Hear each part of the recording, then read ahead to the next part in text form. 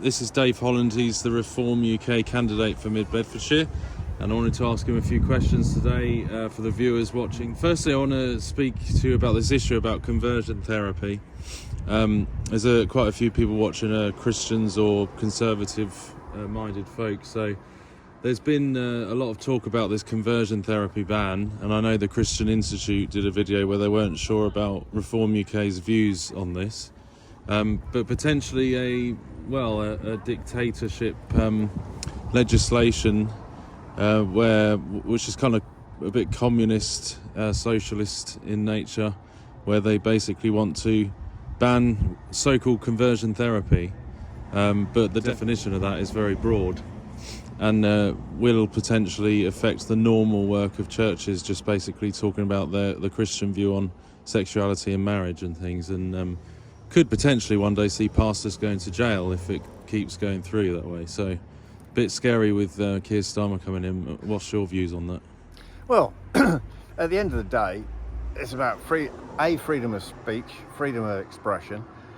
I don't think anybody should be going to prison for their views in a civilized country where we all have our own views and supposedly have freedom of speech, at least for the time being.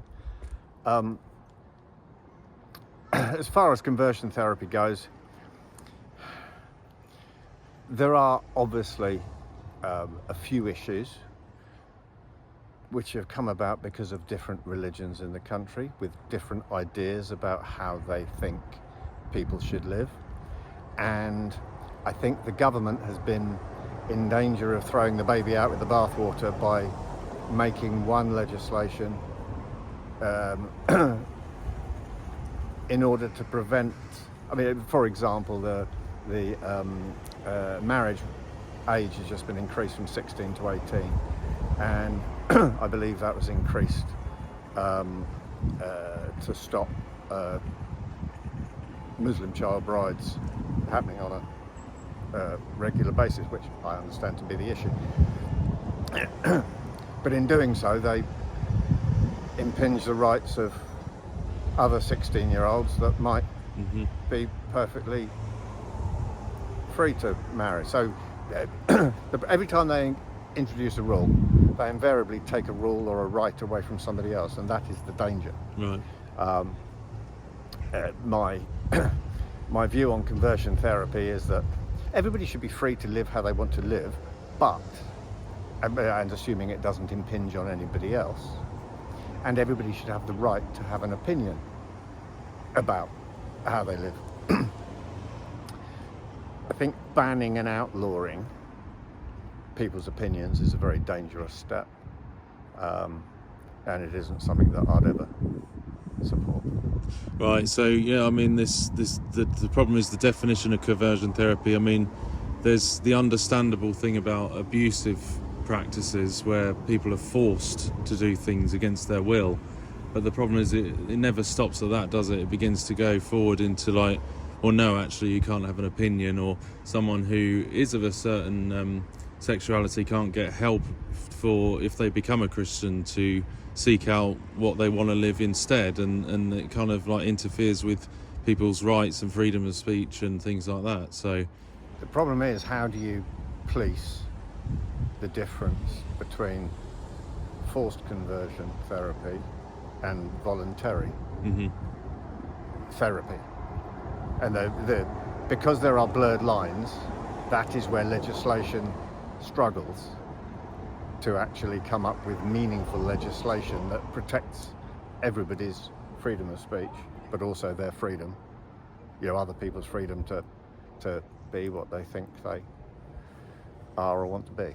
And it just gets really messy with the hate speech laws and what sometimes seems to protect one group, such as the liberal view, which is more mainstream now, and then it comes against the right of freedom of speech for people maybe who are more conservative and traditional, and so it only really favours one group of people. Every time you favour one group, you tend to discriminate against another group. That's sort of how legislation works. Hate speech was invented to shut up people that the liberal left, it seems, didn't agree with. So we're quite often as a party silenced and accused of hate speech and racism, and we're none of those things. We don't hate anybody, we're not racist against anybody, but we're accused of hate speech in the hope that it'll shut us up and make us vacate the space that we're currently occupying. So I do totally understand. I totally understand the challenge. Legislating against it, I believe it. No one has the right not to be offended by something, and offence has turned into hate speech, and the two are two different things. And somehow we need to separate them again. I think it was Ricky Gervais who put it best. He said, no one has the right no one has the right to prevent me saying something that they perceive offends them. Yeah. And that, he's right, but we've passed that stage as far as social discourse goes. Because now, anytime you say anything that people are offended by or want to take umbrage at, they claim that you've been hateful, and that it's a huge issue.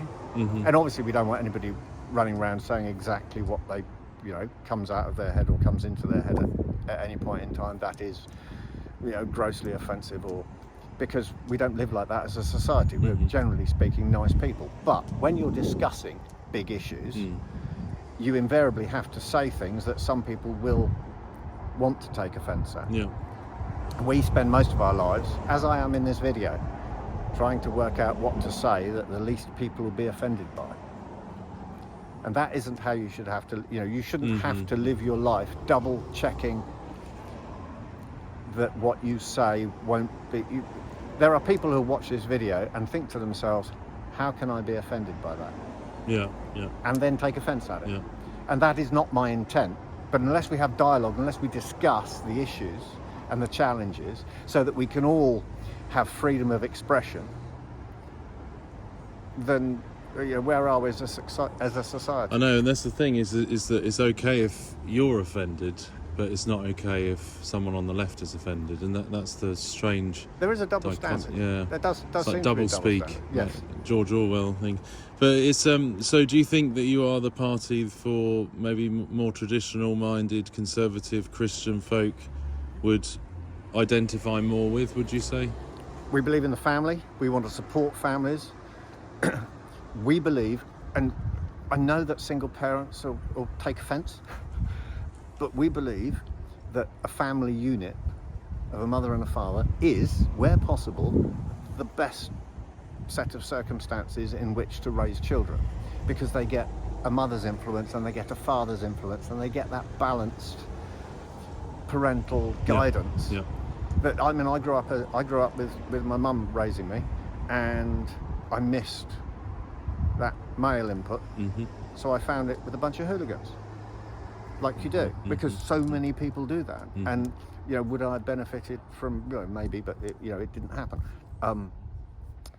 Having said that, my mother did a fantastic job, in spite of my best efforts. So yeah, we do believe in traditional values. We're going to put more support and tax breaks into married tax allowances, for example, so that either parent can take the tax allowance and let the other one work. So real conservative values. Yes, so real how it used to be. How it used to be, to help society. And that isn't, we're not setting out to penalise one-parent families. We're not setting out to penalise anybody. What we're doing is saying, there should be some advantages to doing it this way, because we believe it's best for children. So unlike Keir Starmer, Reform are able to define what a woman is still? It's an adult human female. Right. And yes. Yes, that's refreshing. That's all you need to know. Yeah, just also going to ask you about the WEF quickly. There's a lot of the audience watching who are concerned by Klaus Schwab and the WEF lot who try to interfere, and maybe the Davos crew as well. I Can we do a WEFSIC, is it? What? Brexit, like with a WF or WEFSIC? We don't even have to do that. All you have to do is vote out everyone who's a member. I received some lovely hate speech for describing Klaus Schwab as a evil Teutonic megalomaniac. I believe I described him as in a post that I put out, and got some hate speech for, you know, what's he ever done to us? Well, quite a lot. So no Reform member is in the WEF. We're not going to join the WEF. We're not going to become members of the WEF. We're not going to attend the WEF. We're not going to have anything to do with the WEF. We want to leave the WHO because we don't think they should have anything to do with dictating to us, dictating to the government what medical facilities or procedures or whatever we should or shouldn't have. The whole object of Brexit was to have a sovereign government. For your vote to count for anything, the government needs to be sovereign. That means no external body can overrule it. That's the ECHR, WEF, WHO, EU. The buck should stop with the Prime Minister and the Cabinet. And until we've got a situation where that happens, your vote doesn't count. Because whoever you vote for, if they can get overruled, then your vote's pointless. So you need to know that who you're voting for is the man who can do it for you. And so you wouldn't have stood by some of the COVID measures that seemed a bit over the top with all the lockdowns and things? My personal view is that we should have isolated the fragile and the vulnerable, and we could have used the army to get food packages to their houses on a daily basis. It would have cost us far less money. We could have kept the economy going. We'd be in a far better state than we are now. It's the first time in history that we've isolated the healthy. And it's just lunacy. And we're only copying. The problem we've had ever since Brexit, since we joined the EU, is that we don't have any leaders. We have middle managers who are better suited to running supermarkets, and because they haven't had to make any decisions, or the big decisions have been made for them, all they have to do is carry them out and fill in a spreadsheet and send it back to the EU. Now we've left the EU, we've still got middle managers. We've got no leaders. And what we need is a leader. So, I don't know about you, but there's only one that springs to mind that's got any character about him at all, and that's Nigel, of course. And I think he'll be a superb leader. Do you think you'll do well this election? I think we'll do a lot better than everybody thinks we're going to do. I think the polls are more a tool of attempted manipulation than they are an indicator of fact. On the doorstep, we're getting very different numbers than the numbers that are showing in the polls across the country. Yeah, I see it on social media as well. A lot of people saying vote Reform. And yes. Do you think you'll do better than the Conservatives, perhaps, in terms of number of votes? It's honestly, because of the first past the post system, yeah, there's sort of an exponential graph that for every point that you rise in the polls, you gain a much larger percentage of seats. So whilst a couple of weeks ago they were saying we wouldn't get any seats, then they were saying you might get one or two, then that went up to 18, then 29, now it's sort of gone back to 18 again for some reason. I saw one poll that thought we might get 89. It wouldn't surprise, with the way the system works, it wouldn't surprise me if we get 3 seats, it wouldn't surprise me if we get 103 seats. It wouldn't surprise me if we get 333 seats. Because our support seems very strong, and the Project Fear that the Tories are currently throwing out doesn't seem to be having any impact at all. I haven't met a single Reform voter that's changed their mind yet. I haven't met... Well, it's going to be fascinating. It's going to be fascinating. If they all stick to their guns and they all seem fairly resolute, I'll get people come up to me every day saying, Nigel's fantastic, you've got our vote, and everything's got to change. It won't change unless we stick to our guns and change it. And people are getting, the more the Project Fear's ramping up, the more people seem determined to stick with the vote. Well, yeah, and that's the thing with the recent, what is it, the scam of this actor who pretended to be a Reform canvasser, and it shows perhaps there's a bit of fear of what Reform are doing, don't you think, from the establishment? You can only take it as a compliment. Yeah. They're putting everything into sinking us. They really are doing their best to sink us. And that could backfire. And because no publicity is, but and all publicity is good publicity, as I say. So, yes. If that's shown to be false, then clearly there's a reason they're doing it. So. People are trying to say, well, he was just, actors campaign for political parties too. Well, of course they do, but do they put on a fake voice all day? Yeah.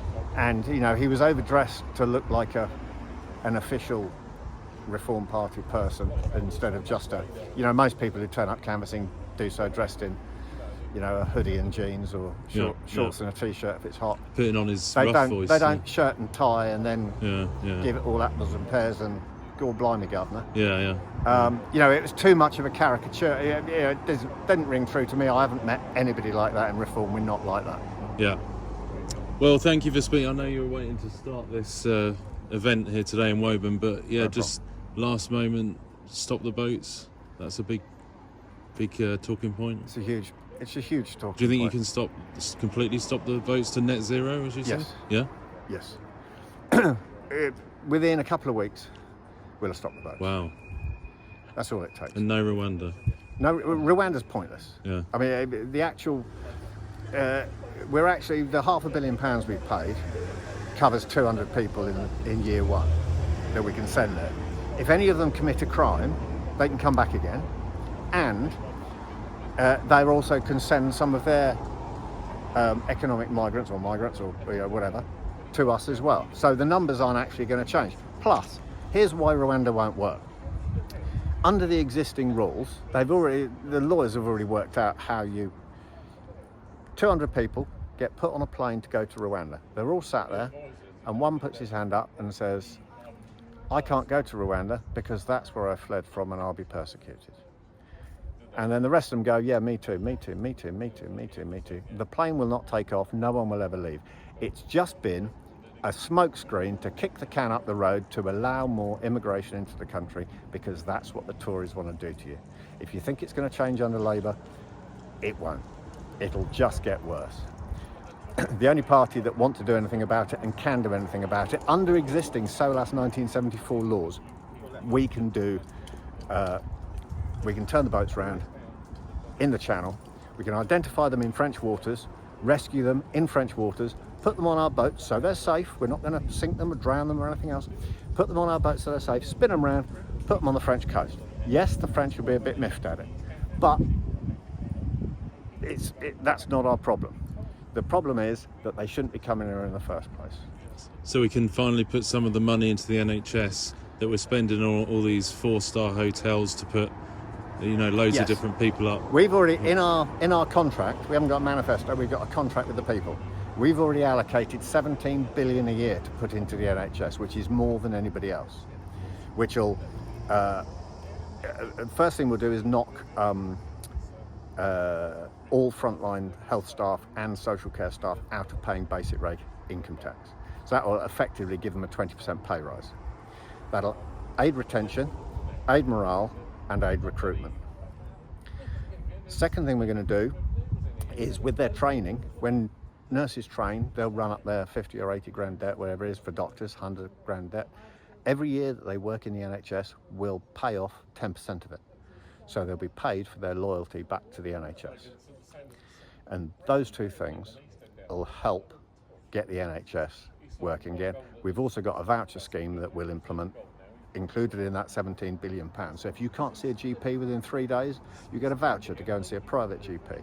If you can't see a consultant within 3 weeks, you get a voucher to see a consultant within 3 weeks. If you can't get your appointment within 9 weeks, you get a voucher to go and see get your operation done privately, all paid for out of the 17 billion a year, which we've allocated. We've managed to find savings of 150 billion a year that they're currently wasting across government, and we know that we can kill the 7.5 million queue of operations. We can get that down to zero in 2 years. Well, thank you, Dave. Dave Holland, I appreciate speaking with you here today in Woburn. All the best with the election in a few days on Thursday. Thank you very much. And thanks for speaking with us. And encourage all the Tory voters that are a bit disillusioned to maybe have a look at Reform UK and your website. You've got a Facebook as well, haven't you? So Facebook, Twitter, YouTube, TikTok, everything. brilliant. Thanks. Thank you very much. Thank you very much. Take Cheers. care. Thanks.